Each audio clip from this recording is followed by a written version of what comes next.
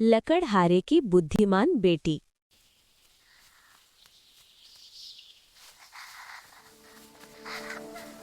प्यारे बच्चों, आज की कहानी है एक बहुत ही अच्छी दीदी जिनका नाम था माला। वो बहुत बुद्धिमान और समझदार थीं। अपनी बुद्धिमानी से उन्होंने जंगल के राजा शेर को भी सबक सिखा दिया। चलो सुनते हैं ये रोचक कहानी, लकड़हारे की बुद्धिमान बेटी माला और जंगल के राजा शेर की।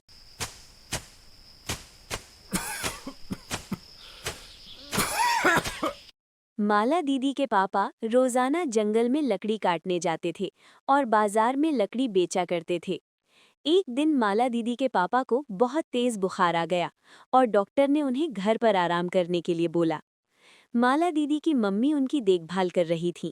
इस वजह से माला दीदी बोली, माँ, मैं जानती हूँ पापा की दवाई के लिए पैसों की जरूरत है, इसलिए मैं सोच रही हूँ कि अब से जंगल में लकड़ी काटने मैं खुद जाया करूँ। पर बेटा तुम अकेली जंगल में जाओगी, वहाँ पर बड़े बड़े जंगली जानवर खुले में घूमते हैं, कहीं कुछ मुसीबत ना आ जाए। माँ, फिक्र मत करो, मुझे कुछ नहीं होगा। मैं ध्यान से लकड़ी काटूंगी और ज्यादा जंगल के अंदर नहीं जाऊंगी। बस जंगल के किनारे से ही पेड़ों से सूखी लकड़ी तोड़ लूंगी। माला बिटिया, मेरी तबीयत की वजह से तुम सबको कितनी परेशानी हो रही है। बापू, आपने भी तो हमारे लिए बहुत कुछ किया है। अब मेरी बारी है, मैं जल्दी लौट आऊंगी। अपने माता पिता को दिलासा देकर बहादुर माला दीदी जंगल में लकड़ी काटने के लिए चली जाती हैं। कुछ दिनों तक माला दीदी जंगल में से सूखी लकड़ियां लाकर बाजार में बेचती रहीं। पर एक दिन माला दीदी जब जंगल में पहुंची तो अचानक उन्हें कुछ जंगली जानवरों ने घेर लिया। महाराज शेर सिंह अब हमसे बहुत खुश होंगे। हमने जंगल की रानी ढूंढ ली है। सही कह रहे हो। अब महाराज शेर सिंह बस आते ही होंगे, फिर हम इस लड़की के साथ महाराज शेर सिंह की शादी कर देंगे। ये क्या कह रहे हो? मुझे जाने दो, मुझे किसी से शादी नहीं करनी। तुम पागल हो क्या? मैं और एक शेर से शादी कैसे कर सकती हूँ? मैं शेर से शादी नहीं करूंगी। क्या कहा? तू महाराज शेर सिंह से शादी करने के लिए मना कर रही है? अगर तूने ऐसा किया तो हम तुझे खा जाएंगे। सभी खूंखार जानवर माला दीदी को डराने लगे। तभी एक गरजती हुई शेर की आवाज ने सभी को चुप करा दिया। ये तुम सब क्या कर रहे हो? जंगल की महारानी को डरा रहे हो? तुम जानते नहीं, ये मेरी होने वाली रानी है। महाराज, ये आपसे शादी करने के लिए मना कर रही है, इसीलिए हम इसे डरा रहे थे। अरे डरने से काम नहीं बनेगा। शादी तो ये मेरे से जरूर करेगी, क्योंकि मैं इसे बहुत पसंद करता हूँ। पिछले कई दिनों से मैं इस पर नजर रखा था। आज वो दिन आ गया है जब मैं इससे शादी करूंगा। माला दीदी जान गई थी कि वो किसी बड़ी परेशानी में फंस गई हैं। उन्होंने बिना घबराए दिमाग से काम लिया। मुझे कोई उपाय सोचना होगा जिससे ये जानवर मेरा पीछा छोड़ दें और मैं सुरक्षित घर चली जाऊं, वरना ये सब मुझे खा जाएंगे। क्या हुआ महारानी, तुम किस सोच में पड़ गई हो? महाराज शेर सिंह, आप जंगल के राजा हैं। आपकी रानी बनना मेरे लिए बहुत गर्व की बात है। पर आप तो जानते ही हो, शादी के लिए लड़की के माता पिता का होना बहुत जरूरी है। मेरे माता पिता के बिना मैं आपसे शादी कैसे कर सकती हूँ? मुझे शादी की तैयारी भी तो करनी होगी। मुझे दुल्हन का लहंगा भी खरीदना है और तरह तरह की खरीदारी भी करनी है। उसके बिना तो शादी हो ही नहीं सकती। आप दूल्हा बनोगे, मैं दुल्हन बनूंगी, तभी तो हमारी मंडप में शादी होगी। आप खुद सोचो, आप दुल्हा बनकर कितने अच्छे लगोगे। मुझे लेने के लिए आओगे? मैं चाहती हूँ मेरा दुल्हा सबसे सुंदर लगे, इसलिए अच्छे से तैयार होकर आना। माला दीदी के मुंह से अपनी तारीफ सुनकर शेर सिंह मन ही मन बहुत खुश हुआ। ठीक है महारानी, मैं आपको कल लेने आऊंगा। आप तैयार होके रहना, फिर हम शादी करेंगे। माला दीदी ने इस समय तो अपनी जान बचा ली और घर जाकर सारी बात अपने माता पिता को भी बताई। पर सब इस चिंता में थे कि कैसे उस शेर और बाकी सभी जानवरों से बचा जाए। मुझे तो कुछ समझ नहीं आ रहा माला बिटिया, तू कैसे उस शेर और बाकी जानवरों से बचेगी?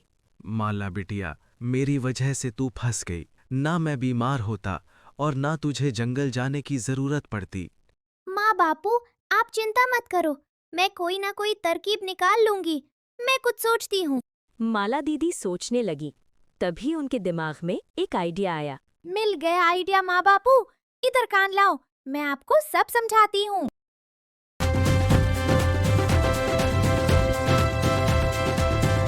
अगले दिन जब शेर सिंह सभी जानवरों के साथ बारात लेकर माला दीदी के घर पहुंचा, तब माला दीदी के मम्मी पापा रोने लगे।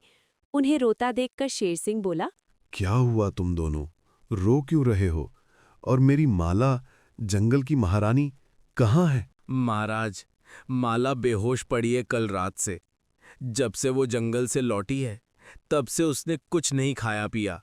इसी वजह से वो कमजोर हो गई और अभी तक होश में नहीं आई। माला दीदी ने बस इतना कहा कि माँ बापू, मुझे राजा शेर सिंह बहुत पसंद है, पर मुझे उनके लंबे दांत और नुकीले नाखून देखकर बहुत डर लगता है। क्या माला को मेरे लंबे दांत और नुकीले नाखून देखकर डर लगता है? तो मैं अपने दांत और नुकीले नाखून तोड़ दूंगा, फिर तो माला मेरे से शादी करेगी ना। माला दीदी बेहोशी का नाटक कर रही थी।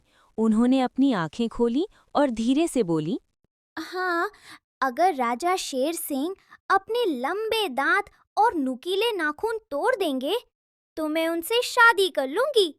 महाराज, मुझे लगता है ये सब इनकी चाल है। अगर आपके दांत और नाखून टूट गए, फिर तो आप किसी काम के नहीं रह जाओगे। जंगल का राजा मैं हूं, तुम चुप करो। मुझे अपने नुकीले दांत और लंबे नाखून तोड़ने हैं। मुझे माला से शादी करनी है और उसे जंगल की रानी बनाना है। माला दीदी मन ही मन मुस्कुराने लगी और बोली, महाराज शेर सिंह, आप तो अपने नुकीले दांत और नाखून तोड़ दोगे, पर इन जानवरों का क्या? मुझे तो इनसे भी डर लग रहा है। आप इन्हें भी बोलो कि ये अपने दांत और नाखून तोड़ दें। अरे भाइयों, चलो वापस जंगल चलो।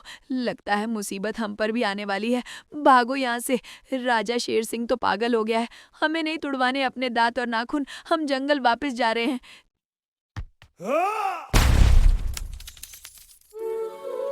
सारे जानवर डर कर वहां से भाग गए।